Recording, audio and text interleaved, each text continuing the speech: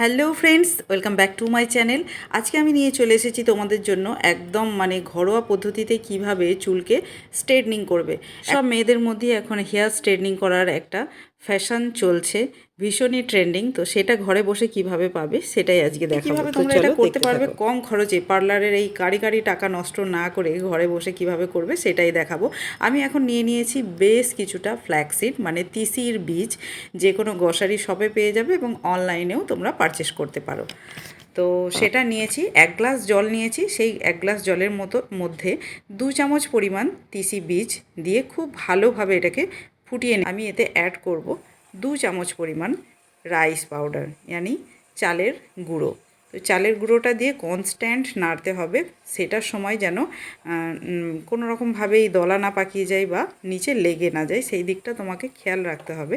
আর চালের গুঁড়ো বা চালের রাইসের যে গুণাবলী চুলের জন্য, ত্বকের জন্য, সেটা আলাদা করে বলার কিছু নেই, ভীষণ ভালো কাজ দেয়। তো চলো এখন আমরা ওতে চালের গুঁড়োটা নিয়ে নেবো। আর ফ্ল্যাক্সিড তো তোমরা জানোই, ফ্ল্যাক্সিড ভীষণই উপকারী একটি উপাদান হেয়ারের জন্য এবং স্কিনের জন্য। তো রাইস পাউডারটা আমি খুব ভালোভাবে এবার মিশিয়ে নেব। ঠিক আছে, ওটাকে আমি খুব ভালোভাবে মিক্স আপ করে নেব। সেই দলা ব্যাপারটা যাতে না থাকে সেই দিকটা তোমায় দেখতে হবে। তো এই দেখো, খুব ভালোভাবে আমি মিশিয়ে নিয়েছি, খুব সুন্দর ছাঁকনি দিয়ে ছেঁকে আসবে না জিনিসটা। আর অনেকে সুতির কাপড়ের কথা বলে, আমার মনে হয় কাপড়ের থেকে স্টিলের এই ছাঁকনিটাই বেস্ট হবে।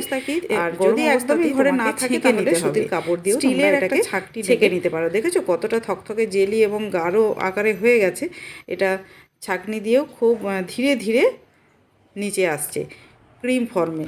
তো এইভাবে পুরোটা আমি ছেঁকে নেব। ছেঁকে নেবার পর আমি এটাকে নর্মাল টেম্পারেচারে, এই দেখো এখন নর্মাল টেম্পারেচারে এসে গেছে, একদম জেলি বা ক্রিম চলে এসেছে। এখন আমি এর সাথে মেশাবো 1 চামচ কোকোনাট অয়েল। তোমার প্যারাশুট কোকোনাট অয়েলটা আমি নিয়েছি, তোমরা যে কোনো পিওর কোকোনাট অয়েলটা নেবে, এতে খুব ভালো রেজাল্ট দেবে। তো কোকোনাট অয়েলটা আমি খুব ভালো মিক্স আপ করে নেব। খুব ভালোভাবে মিশিয়ে নেবার পর এতে আমি দেব 1 চামচ মতো দিলেই এনাফ। তো খুব ভালো কোয়ালিটির এটা হচ্ছে মধু। এই মধুটা আমি একদম চাক ভাঙা মধু, যেটা আর কি আমার বাড়িতে চাক ভাঙা মধু এসছিল, ওখানে ভাঙা হয়েছিল, সেখান থেকে আমি কালেক্ট করে এই বোতলের মধ্যে ভরে রেখেছি। কেউ যেন ভেবো না এটা একটা নর্মাল কিছু, তো অয়েল বা এই জাতীয় কিছু, কিন্তু এটা মধু। তো এই হানিটা খুব ভালোভাবে মিশিয়ে নেব। মধু দেওয়ার কারণ হলো যাদের যাদের চুল তোমাদের অনেক রাফ হয়ে গেছে, এমনকি ড্যান্ড্রফ আছে, ইচিং হচ্ছে, এমন কি চুল তোমার রুক্ষ সূক্ষ্ম হয়ে গেছে আর ভীষণভাবে জট পড়ে যাচ্ছে, সেই সমস্ত রকম সমস্যার সমাধান পাওয়ার জন্যেই এর সঙ্গে আমরা মধুটাকে অ্যাড করে নেব। আর মধুটা অ্যাড করার পর খুব ভালোভাবে মিশিয়ে নিয়ে আমরা চুলে অ্যাপ্লাই করব। আর চুলে অ্যাপ্লাই করার আগে অবশ্যই মাথায় রাখতে হবে চুলটাকে ভালো করে ব্রাশ বা আঁচড়ে নিয়ে চিরুনি দিয়ে জট মুক্ত করে নিতে হবে। জট মুক্ত করার পর লাগালে, অ্যাপ্লাই করলে সেটা ভালো হবে, চুল ছেঁড়াটা কম হবে, চুল ছিঁড়ে নষ্ট হবে না। তো ভালো করে আঁচড়ে নিয়ে আমি ক্রিমটা অ্যাপ্লাই করব।